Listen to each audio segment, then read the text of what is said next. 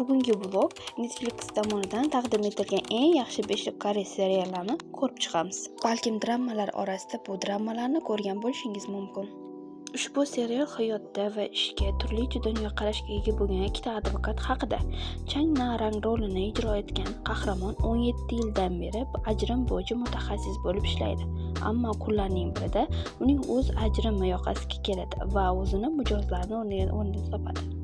Ushbu drama esa iyul oyining o'rtalarida maktab o'quvchisi Huyun Su haqida. Dramaning 3-mavsumi boshlanadi. Syujetga ko'ra, shahar aholisi sirli ravishda yirtqich hayvonlarga o'xshab qoladi. Bosh qahramon o'z qo'shnilari bilan birga hayot uchun kurashishga majbur bo'ladi. Mazkur drama 2022-yildagi Hanzugacha koreys kinosi ixlosmandlarning e'tiboridan chetda qolmayapti. Serialda 13 yil davomida rejalashtirilgan qasos va u bilan bog'liq nikohni bekor qilish jarayoni haqida hikoya qiladi.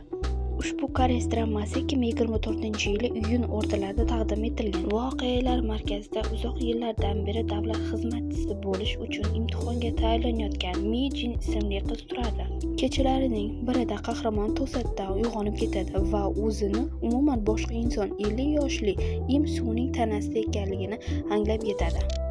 Netflix tomonidan ishlab chiqarilgan mazkur yangi serial Janubiy Koreyadagi siyosiy kurashlar haqida hikoya qiladi. Bosh vazir Pak Dan-ho mamlakat prezidentini korrupsiyada ayblab, uni jazolashga harakat qiladi, ammo Do-ho maqsadiga yetish uchun o'zining o'rinbosari Chon Su bilan to'qnashishga to'g'ri keladi.